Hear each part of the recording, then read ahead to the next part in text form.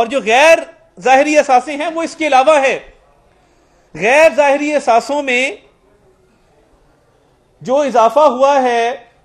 وہ بھی تقریباً 3 ارب اور 85 کروڑ روپے کا ہے. یعنی آپ اندازہ کریں کہ جو ظاہری اثاثے ہیں ان میں 420%، یہ 420 فگر میں نہیں بنا رہا، یہ ایکچوئل فگر ہے. یعنی جیسی حرکات ہیں 420 والی، اضافہ بھی 420% ہوا ہے ظاہری اثاثوں میں. اور اگر غیر ظاہری اثاثوں کی بات کریں تو 15,300% اس میں اضافہ ہے. اب یہ فج کمپنیز بنائیں، البراق ہاؤسنگ، البراق فوڈز، الموئز ڈیری، الموئز پراپرٹیز. اب مجھے یہ سمجھ نہیں آتی کہ آپ نے 3 دسمبر 2019 کو ایک مشہور پراپرٹی ٹائکون سے جو نیشنل کرائم ایجنسی کے 190 ملین پاؤنڈ والے سکینڈل میں ملوث ہے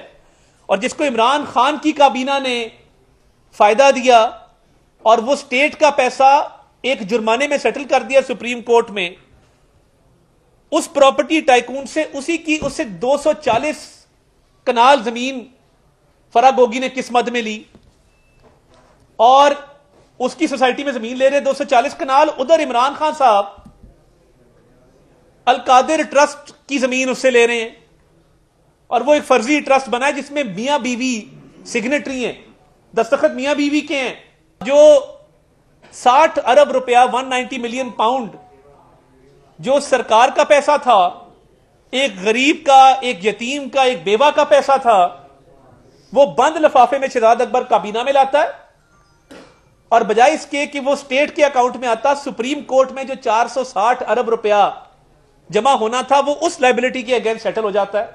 وہ 460 ارب پنجاب کی تخت پڑی کی زمین،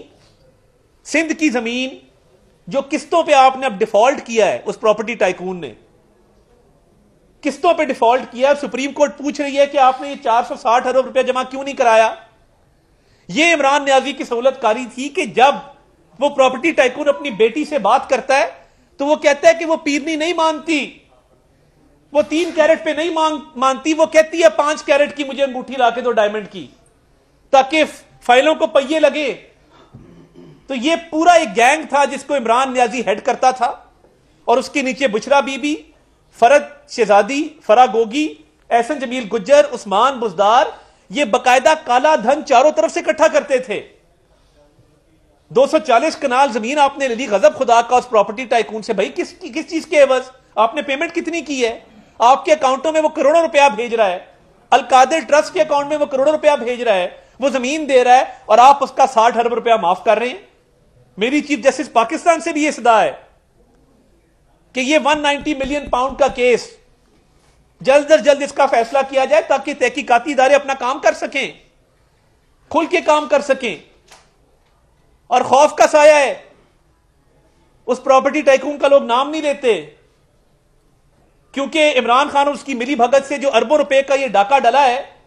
جو سٹیٹ کو پیسہ ملنا تھا اور بند لفافے میں ایک تحریر آئی اور منظوری دے دی گئی اور ہاتھ کھڑے کر کے کہا منظور ہے، وہ پیسہ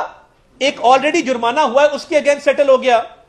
برطانیہ کی کرائم ایجنسی نے کہا کہ یہ اسٹیٹ آف پاکستان کا پیسہ ہے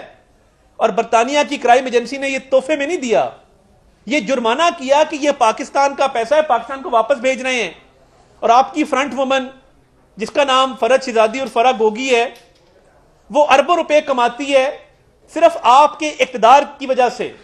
کیونکہ آپ نے اور آپ کی اہلیہ نے ان کو بطور فرنٹ وومن اور فرنٹ مین آگے رول دیا ہوا تھا کہ آپ پیسے کمائیں. ایمنیسٹی ہم آپ کو دیتے ہیں 48 کروڑ کی، آپ وہ کالا دھن سفید کریں، آپ یہ کمپنیاں بنائیں، آپ پراپرٹی ٹائکون سے زمینیں ہتھیائیں، آپ لیں ان سے زمینیں رشوت کے اندر، آپ اپنی فرضی کمپنیاں بنا کے پنجاب میں ڈیولپمنٹ سکیموں کا کمیشن کھائیں، آپ پوسٹنگ ٹرانسفر میں حصہ رکھیں اس کا کمیشن کھائیں. یہ جو